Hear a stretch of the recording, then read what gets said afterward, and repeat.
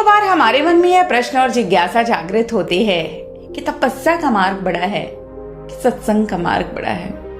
अनेक लोगों के अनेक भाव हैं, लेकिन आज एक कहानी आपको ये बता देगी कि तपस्या बड़ी है या सत्संग बड़ा है। तो ये कहानी है 3 मित्रों की।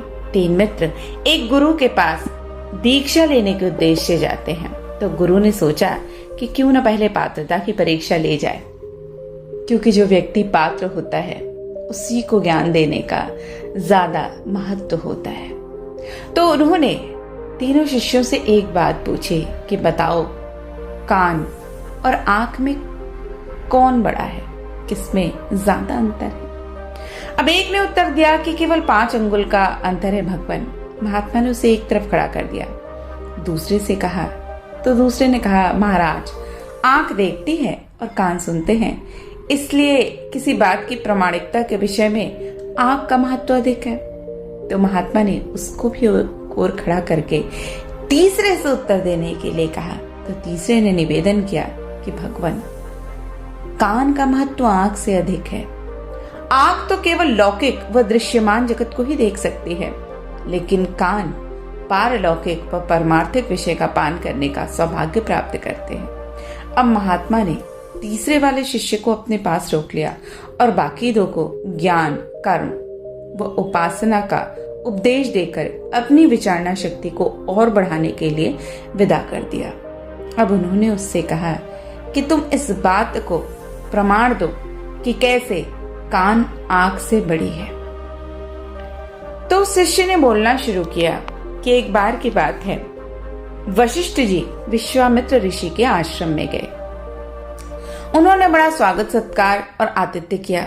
कुछ दिन बाद उन्होंने बड़े आदर पूर्वक अपने पास उसे रखा और जब वशिष्ठ जी चलने लगे तो विश्वामित्र जी ने उन्हें 1000 वर्ष की अपनी तपस्या का पूर्ण फल उपहार स्वरूप दिया।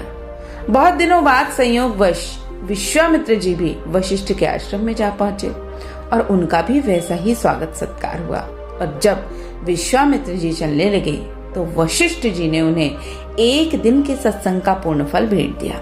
अब विश्वामित्र मन ही मन बहुत खिन्न हुए कि वशिष्ठ जी को तो उन्होंने 1000 वर्ष की तपस्या का पुण्य फल प्राप्त कराया, वैसा ही मूल्यवान उपहार ना देकर वशिष्ठ जी ने केवल 1 दिन के सत्संग का तुच्छ फल दिया।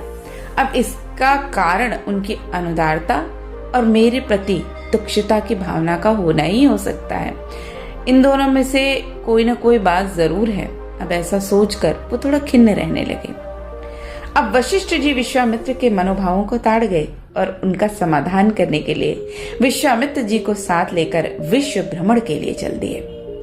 चलते चलते दोनों वहां पहुंचे जहां शेष जी अपने फन पर पृथ्वी का बोझ लादे हुए बैठे थे। दोनों ऋषियों ने उन्हें प्रणाम किया और उनके समीप ठहर गए।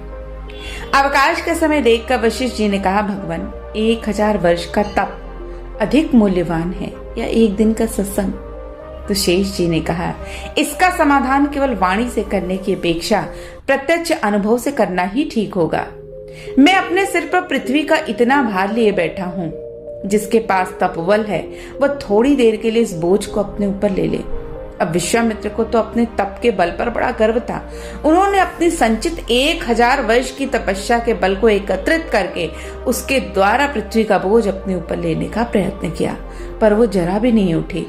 अब वशिष्ठ जी को कहा गया कि वो 1 दिन के सत्संग से पृथ्वी को उठा ले, और वशिष्ठ जी ने प्रयत्न किया और पृथ्वी को आसानी से अपने ऊपर उठा लिया। तो शेष जी ने कहा कि तप बल की महत्ता बहुत है। सारा विश्व उसी की शक्ति से गतिमान है, परंतु उसकी प्रेरणा और प्रगति का स्रोत सत्संग ही है, इसलिए उसकी महत्ता तप से भी बड़ी है। अब विश्वामित्र जी को समाधान हो गया और उन्होंने अनुभव किया कि वशिष्ठ जी ने न तो कम मूल्य की वस्तु भेंट की है और न ही उनका तिरस्कार किया है।